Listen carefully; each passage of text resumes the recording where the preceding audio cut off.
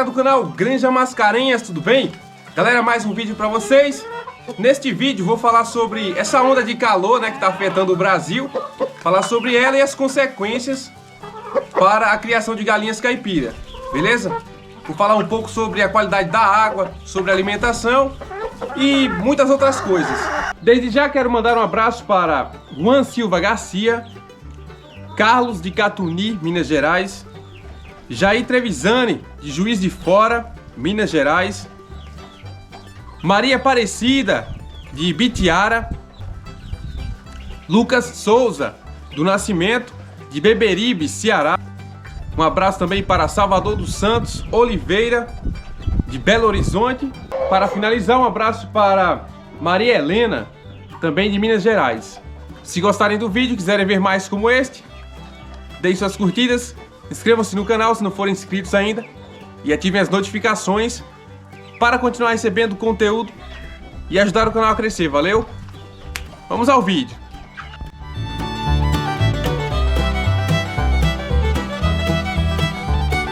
Então, com essa onda de calor que tomou conta do Brasil, exceto aí os estados do sul, que tem temperaturas mais amenas, o resto do Brasil tá um forno.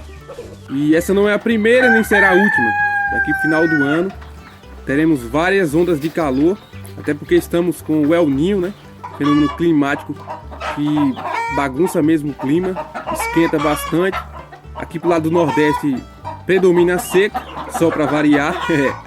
E eu até fiz um vídeo falando dos efeitos do El Niño na criação de galinhas. Vou deixar aqui no card, quem quiser conferir, que eu detalhei bastante aí os efeitos com relação à fertilidade das aves e tudo mais. Então, se tratando especificamente dessa onda de calor, o calor extremo, que ele afeta bastante a criação de galinhas, criação caipira principalmente, que não é tão preparada. E assim, são muitos os impactos, os efeitos, mas também são muitas as medidas para amenizar esses impactos. Então vamos falar sobre isso neste vídeo. Se tratando dos cuidados, a primeira coisa que a gente precisa ficar atento é com relação à água. A água ela deve ser limpa, A água ela tem que ser potável. A qualidade da água das galinhas tem que ser praticamente igual à que a gente bebe, água tratada. E deve ser fresca, porque a água quente as galinhas vão consumir menos, também vão se alimentar em menor quantidade. Manter a água fresca nesse tempo tão quente é um desafio muito grande, quase impossível. Aí, em reservatórios pequenos, você pode colocar gelo, como estou fazendo agora. Dependendo do local onde fica armazenada a água, você precisará fazer isso várias vezes durante o dia. É muito trabalhoso. Num reservatório grande não é tão necessário, como nessa caixa de 1000 litros. No fundo, a água está fria. O problema é que a água na tubulação esquenta, nos canos que vão até o galinheiro. E aí eu fico retirando a água quente da tubulação para renovar e não ficar indo água quente o tempo inteiro para os bebedouros. Também é necessário manter o número de bebedouros ideal aí para a quantidade de aves que você tem. Não deixe faltar água para as galinhas de forma alguma. Um colega me falou que um amigo dele saiu para trabalhar de manhã, esqueceu de completar os bebedouros de água. E aí quando chegou de tardezinha, as galinhas tinham morrido todas por falta de água. Desidrataram até morrer. Em dias muito quentes, isso acontece rapidamente.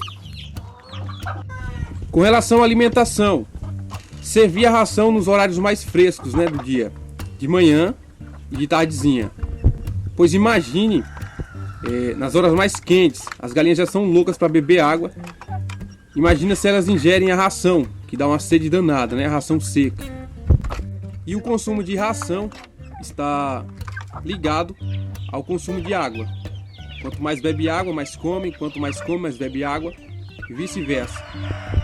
Nesses dias quentes é notável que as galinhas elas se alimentam menos. Se a água estiver quente, elas vão beber menos água, vão comer menos também.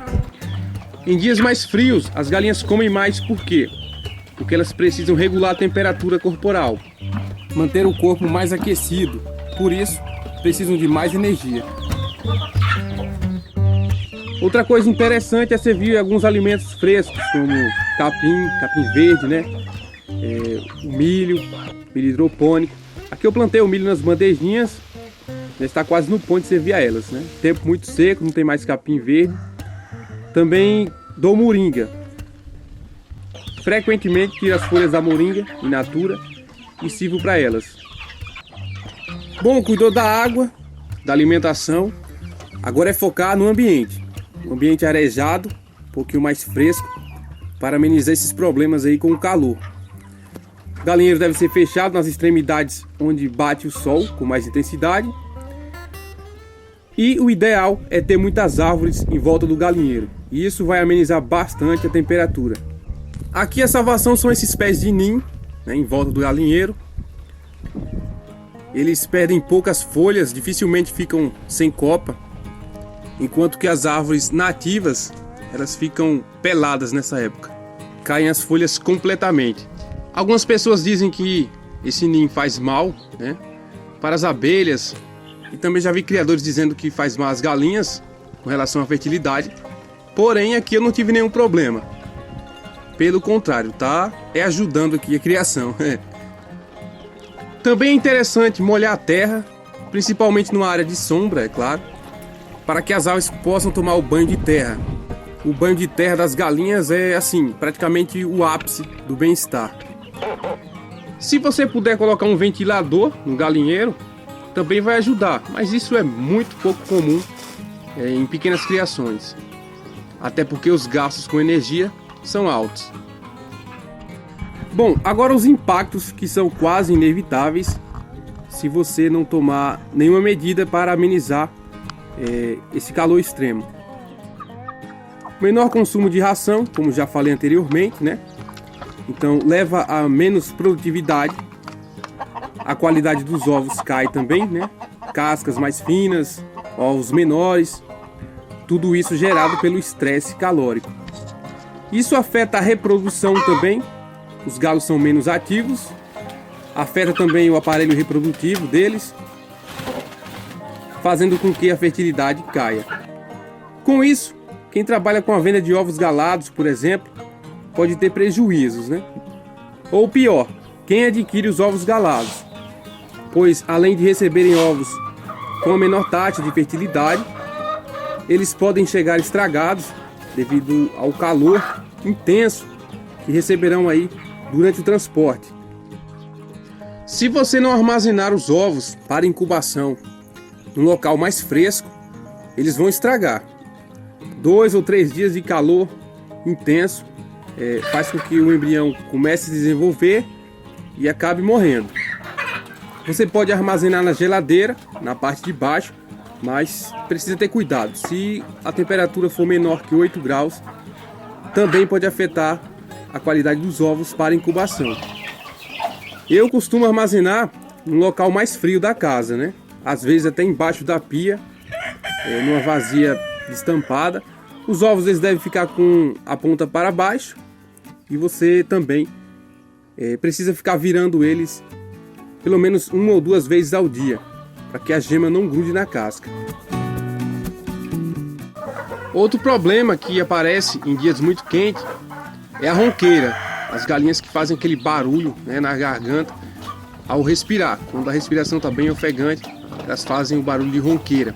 O pessoal pensa logo que a ave está com cogo, mas não é, por causa da respiração aí muito acelerada.